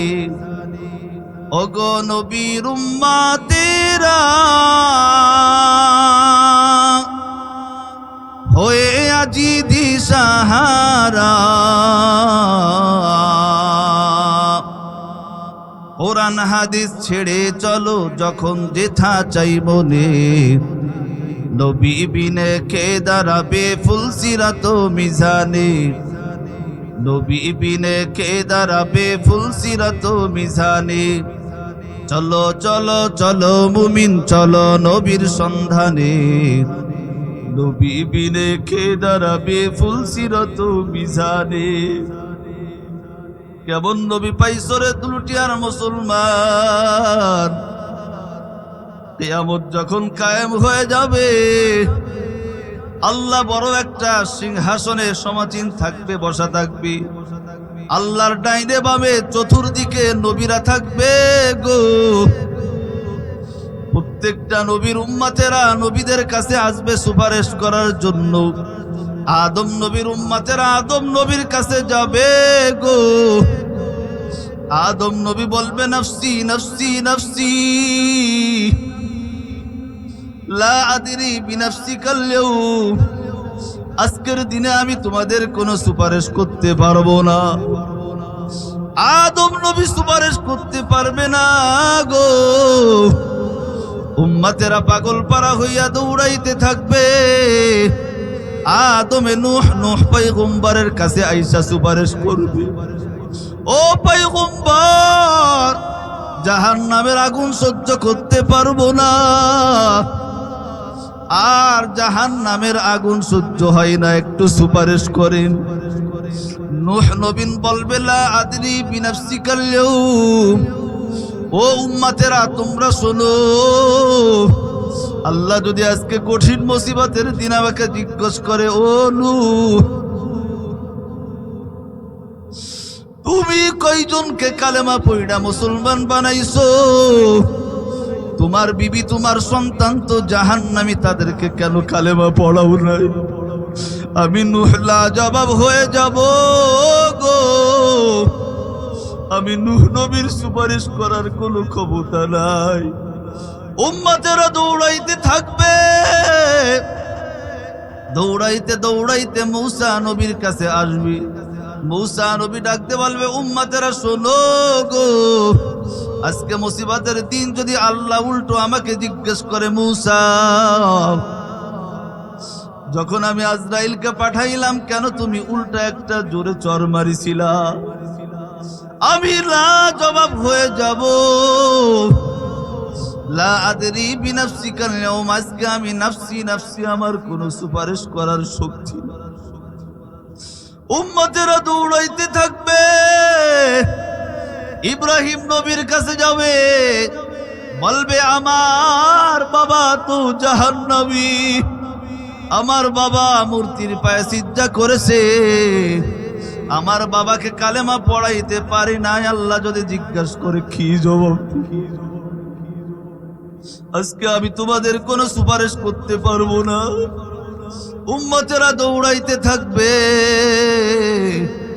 ঈসা নবীর কাছে যাবে, একই কথা যদি জিজ্ঞেস করে ও ঈসা কেন, তারা বলতো আমি জবাব হয়ে যাব, আমার সুপারিশ করার কোনো ক্ষমতা নাই। তবে একজন ব্যক্তির সন্ধান তোমাদেরকে দিব গো, যেই ব্যক্তির কাছে যাইলে তোমরা খালি হাতে ফিরবা না। বলে সেই ব্যক্তিকে একটু সন্ধান দেন। ডাক দিয়ে বলবে যাও যাও। সব নবী বলবে আল্লাহুম নাফসিক আল্লাহুম। আজকে কিয়ামতের ময়দানে কোন নবী সুপারিশ করতে পারবে না, কোন ওলি কোন বন্ধু সুপারিশ করতে পারবে না। একজন ব্যক্তির শাফায়াত পেতে পারো, তার নাম কি? জোরে বলো, বলো মুহাম্মদ। ওই দেখো তাকাইয়া সিজদায়রত অবস্থায় রয়েছে। উম্মতেরা দৌড়াইতে থাকবে, উম্মতেরা পয়গম্বরের কাছে এসে সালাম দিবে, ও পয়গম্বর একটু সুপারিশ করেন। কেমন নবী? আগেই বলছিলাম আউয়াল, তিনি নবীদেরও নবী, আরে নবীরাও তার কাছ থেকে সুপারিশ করে জান্নাতে যাবে। পয়গম্বর মাথাটা উঠাবেন না, আল্লাহ ডাক দিয়ে বলবে পয়গম্বর ইরফা রাসাক, আপনার মাথাটা উঠান। আল্লাহর নবী ডাক দিয়ে বলবে আল্লাহ আজকের দিন মাথা উঠাবো একটা কারণে। কি কারণ? ও আল্লাহ, আজকে যদি আমার উম্মতদেরকে জান্নাতে না দাও, আজকে যদি আমার সঙ্গে শাফাত না করো, আমি জান্নাতে যাব না। মাথা উঠাবো। ও নবীর ফারাসাক, মাথা উঠাও, তোমার দোয়া কবুল করে নিলাম। যাকে ইচ্ছা তুমি তাকে সুপারিশ করে জান্নাতে নিয়ে যাও। আল্লাহু আকবার বলেন। এমন একজন নবী আমরা পাইছি, যেই নবী আমাদেরকে সুপারিশ করবে, যেই নবীর উম্মত হয়ে ঈসা নবী উঠবে। কেন? বলে এই উম্মতে এত একটা সুপার পাওয়ার, আর এই নবীর এমন একটা সুপার পাওয়ার, যে নবীরাও আমাদের নবীর কাছে সুপারিশ করবে, আর আমার নবী প্রথমে জান্নাতে যাবে আমাদেরকে নিয়ে। আল্লাহু আকবার বলেন। আমাদের নবীর সঙ্গে আমরা কারা কারা জান্নাতে যেতে চাই? দুটো হাত আল্লাহকে দেখাই দিই। সবাই হাত উঁচু করেন। তাহলে আজ থেকে খাঁটি তওবা করেন যে হুজুর 5 ওয়াক্ত নামাজ মসজিদে পড়বো। পড়বেন তো ইনশাআল্লাহ? বলেন হুজুর আর কোনোদিন দাড়িটাকে কাটবো না। বলেন না ভাই? আর কোনোদিন রসুলকে কষ্ট দিব না। রাজি আছি ইনশাআল্লাহ? আর আলেম উলামা মুরব্বীদেরকে আর কোনোদিন গালি দিব না, আর কোনোদিন তাদের বিরুদ্ধে আচরণ করব না। করবো ভাই? হাত নামান। যে কথাটুকু বললাম আল্লাহ আমল করার তৌফিক দান করেন। প্রিয় ভাই, আপনাদের কাছে শেষ কথা, এই যে 10 বছর পরে আপনারা একটা প্রোগ্রাম করলেন, এই প্রোগ্রাম করার দ্বারা কি গুনাহ না সব হয়েছে? তাহলে এরকম একটা প্রোগ্রাম প্রত্যেক বছর হবে, এটা আমরা সকলে চাই কি চাই না? বা এটা কোনো নর্তিকাদের নর্ত মঞ্চ না, এটা কোরআনের মঞ্চ। কিসের মঞ্চ বলেন? হাদিসের মঞ্চ। এখান থেকে একটা হাদিস আপনি শুনলেন, আজকে একটা কথার উপর যদি আমল করেন, রসুল বলেন 60 সানা 60 বছর নফল ইবাদতের সব আল্লাহ আপনার আমলনামায় লিখে দেন। ربنا ظلمنا أنفسنا وإن لم تغفر لنا وترحمنا لنكونن من الخاسرين ربنا آتنا في الدنيا حسنة وفي الآخرة حسنة وقنا عذاب النار ربنا لا تزغ قلوبنا بعد إذ هديتنا وهب لنا من لدنك رحمة إنك أنت الوهاب رب ارحمهما كما ربياني صغيرا সবাই আমার সাথে পড়েন رب ارحمهما كما ربياني صغيرا ও দয়ার মালিক, আসরের পর থেকে নিয়ে তাহাজ্জুদের সময় 12টা পার হয়ে গেল। ও মালিক, প্রায় 6 থেকে 7 ঘন্টা পর্যন্ত আপনার কত আশিকিন বান্দারা বসে বসে কোরআনের কথা শুনলেন। আয় আল্লাহ, আপনার বান্দারা টাকার জন্য বসে নাই, খাবারের জন্য বসে নাই, আল্লাহ সম্মানের জন্য এখানে এই কনকনে শীতের মধ্য দিয়ে পানি পড়তেছে, কষ্ট হয়, বসে। মালিকরি শুধু একটাই চাওয়া পাওয়া, জান্নাত পাওয়ার জন্য। আয় আল্লাহ, জীবনে কত গুনাহ করে ফেলেছি মালিক, গুনাহ করতে করতে পাহাড় পরিমাণ গুনাহ করে ফেলেছি। আল্লাহ, আপনার রহমতের তো কোনো অভাব নাই। হাদিসে পড়েছি কত বড় বড় বেঈমানকে মাফ করে জান্নাতের টিকিট দিয়েছি। আয় আল্লাহ, আমরা তো আপনার আদরের বান্দা। আপনি তো কোরআনে বলেছেন, লা তাকনাতু মির রাহমাতিল্লাহ। বান্দা, তুই যত বড় গুনাহ কর না কেন, আমি আল্লাহর রহমত থেকে নৈরাশ। আয় আল্লাহ, আমরা সকলে আপনার রহমতের আদাবাসী। আল্লাহ, গুনাহ করতে করতে পাহাড় পরিমাণ গুনাহ করে ফেললাম। এই রজব মাসের ওসিলায় কত আলেম দুটো হাত তুলেছি, পদ্মায় অবস্থানদাতা কত মারা হাত তুলেছি। আয় আল্লাহ, আমার সামনে বসা কত বৃদ্ধ বাবা, দাড়ি পাকা মুরব্বী, আয় আল্লাহ, কত কচি কচি বাচ্চারা, তলবে আমরা দুটো হাত তুলেছি। মালিক, যার হাত কানা আপনি পছন্দ করেন, তার হাত কানার ওসিলায় আপনি আমাদের সকলের জীবনের গুনাহগুলো মাফ করে দেন। এ জীবনে না করিলাম জিন্দেগি, এ জীবনে না করিলাম বন্দেগি, গুনাহ করে কাটাইলাম জিন্দেগি।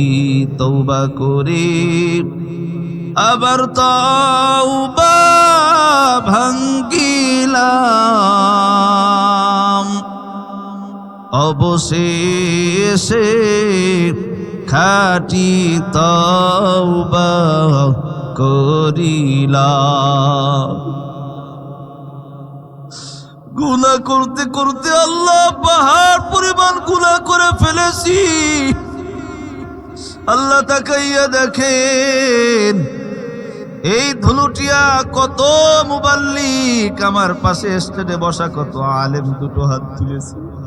আল্লাহ, আমি তো গুনাহগার, মুসাফিরের দোয়া কবুল করেন, একজনের দোয়া কবুল করে আপনি মাফ করে দেন। আয় আল্লাহ, আমরা যারা দুটো হাত তুলেছি, কার জন্য জনম দুঃখিনী মা নাই, কার জন্য বাবা নাই, আপনার ডাকে সাড়া দিয়ে চিরদিনের জন্য কবরে ঘুমিয়ে আছি। ওই জনম দুঃখিনী মা কেমন আছে শীতের মধ্যে কেউ বলতে পারি না। ওই মা যদি কোনো প্রকারের আযাব হয়ে থাকে মালিক, মা বাবার কবরটাকে আপনি জান্নাতের বাগান বানাইয়া দেন। আয় আল্লাহ, যাদের বাপ মা জীবিত আছে মালিক রে, খাস করে মা বাবার নেক হায়াত দান করেন। আয় আল্লাহ, মা বাবার খেদমত করার তৌফিক দান করেন। আয় আল্লাহ, খাস করে যে কবরস্থান সংলগ্ন মাহফিল মালিক রে, এই ধুলুটিয়া গ্রামের কত মানুষ এই কবরস্থানে ঘুমিয়ে আছে। আয় আল্লাহ, যত মানুষ ঘুমে আছে আল্লাহ তাকাইয়া দেখেন, এই গভীর রাত তাহাজ্জুদের সময় একজনের হাত কানা কবুল করে মালিক, এই কবরের আযাব থাকলে কবর খানিকে আযাব মুক্ত করে জান্নাতের বাগান বানাইয়া দেন। আয় আল্লাহ, সবার কবরটাকে আপনি জান্নাতের আলা মাকাম বানাইয়া দেন মালিক রে। অনেকে অসুস্থ, সবাইকে সুস্থতার নিয়ামত দান করেন। আয় আল্লাহ, আমার সঙ্গে হাত তুলেছে অনেকেই, খাস করে এই মাহফিলের সম্মানিত সভাপতি সাহেব অসুস্থ, তাকে শিফা দান করেন। আয় আল্লাহ, অনেকের আত্মীয় স্বজন হসপিটালে আছে মালিক, সারা পৃথিবীর মধ্যে যত হসপিটাল আছে আল্লাহ, প্রত্যেকটা হসপিটালের রোগীদেরকে আপনি শিফা দান করেন। আসমানের বালা আসমানে উঠাইয়া নেন, জমিনের বালা জমিনে দাফন করিয়া দেন। আয় আল্লাহ, খাস করে আপনার কাছে ফরিয়াদ জানাই মালিক, এই পর্যন্ত মাহফিলের পিছনে যারা শ্রম দিয়েছে, টাকা দিয়েছে, বুদ্ধি দিয়েছে, আয় আল্লাহ কষ্ট করে এমন একটা কোরআনের বাগানের মজলিস বানাইছে, আয় আল্লাহ সেই সকল ভাইদেরকে আপনি কবুল মঞ্জুর করে নেন। আয় আল্লাহ, মাহফিল কমিটি সহ, মসজিদ কমিটি সহ এলাকাবাসীকে আপনি কবুল করে নেন। আয় আল্লাহ, বারবার প্রত্যেক বছর এরকম কোরআনের মেলা বসাইতে পারে মালিক রে, আপনি তৌফিক দান করেন। আয় আল্লাহ, পদ্মায় আমার মারা বসে আছে মালিক, কার মনে কি আছে কেউ বলতে পারি না। আপনার প্রত্যেকটা বান্দাদের সঙ্গে আপনার একটা গোপন সম্পর্ক আছে আল্লাহ, যার যা দরকার মালিক, আজকে সবে মিরাজের রাত মালিক রে, প্রত্যেকের হাজাত গুলি আপনি পূর্ণ করে দেন। আয় আল্লাহ, যার যা চাওয়ার আছে আপনি সবার চাওয়াকে আপনি পূর্ণ করে দেন। ও মালিক, শেষ ফরিয়াদ, যেই কবরস্থানের পাশে দাঁড়াইয়া দুটো হাত তুললাম, একজনকে যদি জান্নাতবাসী করেন, তার ওসিলায় আপনি আমাদেরকে মাফ করুন।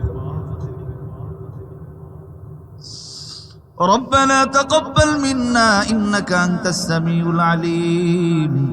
আল্লাহ, মসজিদের ইমাম সাহেবের নেক হায়াত দান করে, এই এলাকায় যত উলামায়ে কেরাম আছে সবার নেক হায়াত দান করে। আয় আল্লাহ, এলাকার মুহিব্বিনদেরকে উলামায়ে কেরামের খিদমত করার তৌফিক দান করেন।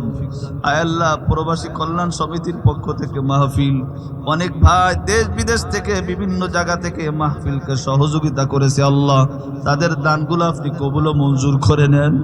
আয় আল্লাহ, অনেকে গোপনে দান করেছে আল্লাহ, প্রত্যেকের দানগুলো কবুল ও মঞ্জুর করে নেন।